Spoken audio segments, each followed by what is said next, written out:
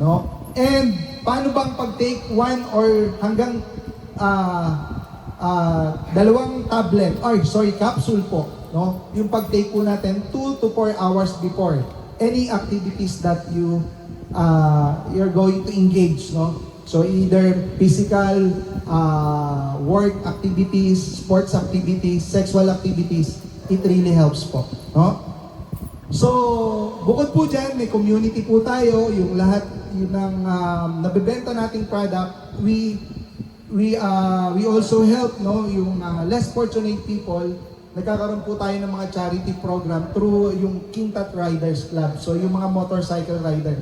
Yung product po kasi natin, kilala ho yan ng mga rider, no? Yung sa BMW, sa Ducati, name it po, kilala po nila. Tsaka yung mga rider din po, kasi normally nag-sponsor po tayo sa mga endurance. Yan po yung mga ginawa nating community outreach po ng King Tut po, no? So, saan po yan? Ito, sa Mindoro po yan. Nalalayo po nung nararating po natin because of the rider. So, yan po yung mga testimonials ng mga user ng product po natin. Okay? Ito pa po, meron po kasi tayo yan sa online, no? Pero syempre, mas mura po sa Zenworld. Okay?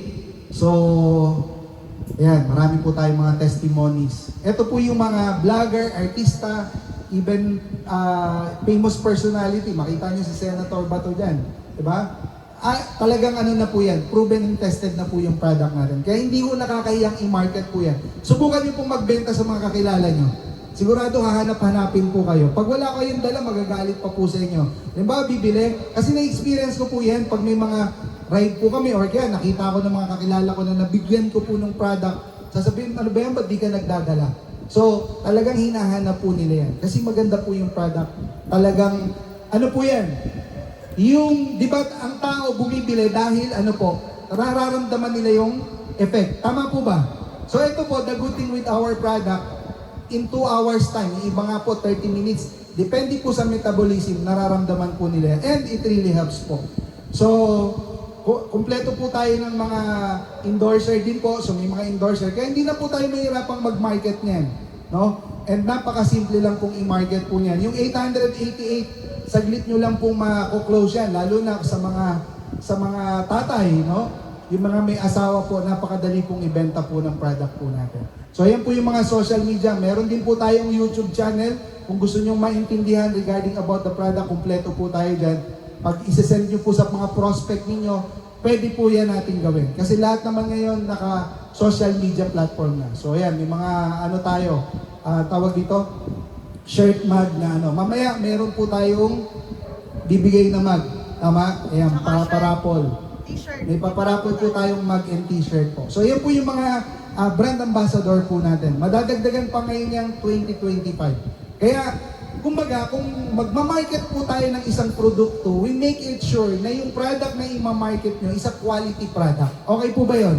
Kasi ang hirap pong magbenta ng isang produkto na hindi effective. Diba? Pero pag effective yan, kahit nasa tuktukan ng bundok, sigurado bibilan po kayo ng product. Kasi our product is really effective. Napakaganda. At may health benefits. Hindi lang po tayo makabenta. So ako po, yan po ko, way back 2007, nagkaroon po ako ng kidney and fatty liver. Kaya sobrang fan po ko when it comes sa food supplement. Yung King Tut supplement na yan, kami po talaga nagpa-develop ng product po na yan. Kami po yung ako yung nag-isip ng pangalan po niyan. Kasi ang mindset ko is magkaroon ng brand recall.